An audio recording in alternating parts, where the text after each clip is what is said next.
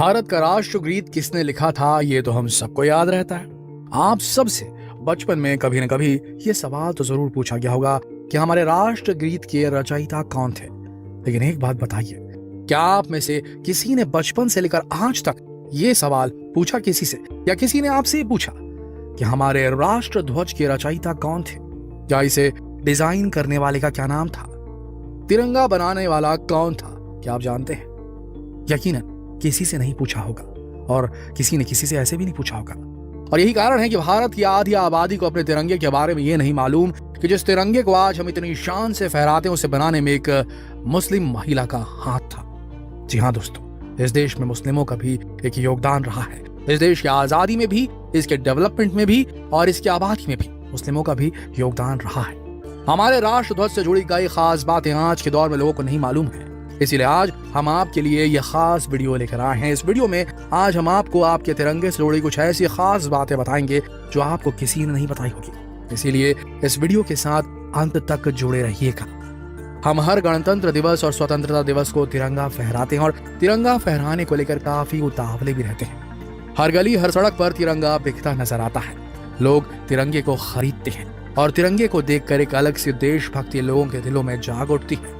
इस बात से तो आप भी सहमत होंगे, लेकिन इस दिन हम उन्हें याद करना भूल जाते हैं जिन्होंने तिरंगे का वजूद हमारे सामने रखा। आपको बता दें कि तिरंगे का इतिहास काफी रोचक है। तिरंगे के डिजाइन को लेकर उस दौर में कई बार विचार किया गया था, और आज हम जिस 3 तिरंगे के रंगों को फहराते हैं उसके पीछे की कहानी जानकर आपको हैरानी जरूर होगी। वैसे तो इस बात को लेकर आज तक विवाद चल रहा है। स्वतंत्रता मिलने के इतने सालों बाद भी लोग राष्ट्र ध्वज के बनने को लेकर अपने अलग अलग मत ही रखते आए हैं। इतना ही नहीं, अगर आज आप गूगल पर सर्च करेंगे कि राष्ट्र ध्वज किसने बनाया था तो विकिपीडिया में आपको जवाब में पिंगली वेंकैया का नाम दिखाई देगा। लेकिन आपको बता दें कि इंटरनेट और विकिपीडिया के इस जवाब पर कई इतिहासकार आज भी विश्वास नहीं करते। उनका मानना है कि भारतीय राष्ट्र ध्वज को हैदराबाद की एक मुस्लिम महिला श्रीमती सुरैया बदरुद्दीन तैयब जी ने डिजाइन किया था। एक अंग्रेज इतिहासकार ट्रेवर रॉयल ने भी अपनी किताब द लास्ट डेज ऑफ राज में लिखा है कि भारत का अंतिम राष्ट्र ध्वज सुरैया तैयब जी ने बनाया था। साल 1919 में हैदराबाद में जन्मी सुरैया एक जानी मानी कलाकार थी। उन्हें आज भी समाज के लिए, अपने प्रगतिशील विचारों के लिए जाना जाता है। सुरैया तैयब जी की शादी बदरुद्दीन तैयब जी से हुई थी, जो एक भारतीय सिविल सर्विसेज के अधिकारी थे और बाद में अलीगढ़ मुस्लिम विश्वविद्यालय के कुलपति भी बने। सुरैया जी संविधान सभा के तहत कई समितियों की सदस्य रही थी और वो काफी कलात्मक और बहुप्रतिभाशाली थी। लेकिन सुरैया जी से पहले उस दौर में और भी लोग थे जिन्होंने भारत के राष्ट्र ध्वज के डिजाइन को बनाया था। इन लोगों में भगिनी निवेदिता, मैडम कामा, एनी बीसेंट, लोकमान्य तिलक और पिंगली वेंकैया जैसे नाम शामिल हैं। साल 1921 में पहली बार महात्मा गांधी ने कांग्रेस के सम्मेलन में अपना एक ध्वज बनाने की बात उठाई थी। उसके बाद ही फैसला हुआ कि भारत का अपना एक झंडा, एक ध्वज होगा जो कि भारत का एक राष्ट्र के तौर पर प्रतिनिधित्व करेगा। उस वक्त गांधी जी ने कहा था कि हम सब भारतीयों, हिंदू, मुस्लिम, ईसाई, यहूदी, पारसी और वो सभी लोग जिनके लिए भारत उनका घर है के लिए बहुत जरूरी है कि हमारा अपना एक ध्वज हो जिसके लिए हम जिए और मर सके। गांधी जी के इस विचार से प्रभावित होकर बहुत से सेनानियों और क्रांतिकारियों ने तिरंगे के लिए डिजाइन के ऑप्शंस दिए। इनमें से गांधी जी ने एक झंडे को स्वीकृति दी थी। इस झंडे के डिजाइन को किया था आंध्र प्रदेश के पिंगली वेंकैया ने। इस झंडे में 2 रंगों का इस्तेमाल किया गया था, एक लाल और दूसरा हरा। हालांकि गांधी जी के सुझाव पर इस तिरंगे में सफेद रंग को भी जोड़ा गया और साथ ही चरखे का चिन्ह भी इस्तेमाल हुआ। हालांकि कुछ सालों बाद इस तिरंगे में और भी बदलाव हुए और आखिर में जो 3 रंग का ध्वज जवाहरलाल नेहरू की कार पर लगाया गया वो सुरैया तैयब जी ने बनाया था। एक रिपोर्ट के मुताबिक बदरुद्दीन और सुरैया ने ही ध्वज में चरखे की जगह अशोक चक्र के चिन्ह को इस्तेमाल करने का सुझाव दिया था। सुरैया ने ही इस ध्वज का ग्राफिक तैयार किया था, खाका तैयार किया था। आपको बता दें कि पहला तिरंगा सुरैया तैयब जी ने खुद अपनी देखरेख में दर्जी से सिलवाया था और इस तिरंगे को नेहरू जी को भेंट किया गया था। पहली बार प्रधानमंत्री की कार पर जो तिरंगा लहराया वो सुरैया तैयब जी ने दिया था।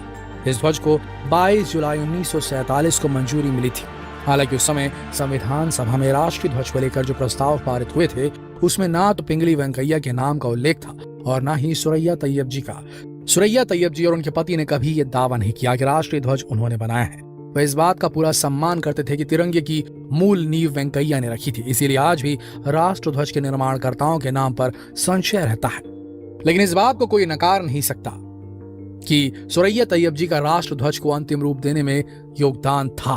कोई नहीं नकार सकता इस बात को। ये तो थी तिरंगे के वजूद में आने की कहानी। लेकिन चलिए अब आपको बताते हैं कि हमारा राष्ट्रीय ध्वज शुरुआत से किन किन परिवर्तनों से गुजरा, क्योंकि भारतीय राष्ट्रीय ध्वज का विकास आज के इस रूप में पहुंचने के लिए अनेक दौरों में से गुजरा। इसे हमारे स्वतंत्रता के राष्ट्रीय संग्राम के दौरान कितनी कोशिशों के बाद मान्यता मिली और इस तिरंगे को कब और कहां सबसे पहले फहराया गया, चलिए ये जान लीजिए। ये देखिए, ये है भारत का पहला गैर आधिकारिक राष्ट्रीय ध्वज, जिसे 7 अगस्त 1906 को पारसी बागान चौक कलकत्ता में फहराया गया था, जिसे अब हम ग्रीन पार्क कोलकाता के नाम से जानते हैं। इस ध्वज को लाल, पीले और हरे रंग की क्षैतिज पट्टियों से बनाया गया था। ये है भारत का दूसरा राष्ट्रीय ध्वज। इस ध्वज को पेरीरा में मैडम कामा और 1907 में उनके साथ निर्वासित किए गए कुछ क्रांतिकारियों ने फहराया था। ये भी पहले ध्वज के जैसा ही दिखता था, सिवाय इसके कि इसमें सबसे ऊपर की पट्टी पर केवल एक कमल था और 7 तारे सप्तऋषि को दर्शाते थे। यह है भारत का तीसरा राष्ट्रीय ध्वज। ये ध्वज 1917 में वजूद में आया था, जब हमारे राजनीतिक संघर्ष ने एक निश्चित मोड़ लिया। डॉक्टर एनी बेसेंट और लोकमान्य तिलक ने घरेलू शासन आंदोलन के दौरान इसे फहराया और इस ध्वज में 5 लाल और 4 हरी क्षैतिज पट्टियों के एक के बाद एक और सप्तऋषि के अभिविन्यास में इस पर बने 7 सितारे थे। बाईं ओर ऊपरी किनारे पर यूनियन जैक था। एक कोने में सफेद अर्धचंद्र का सितारा भी था।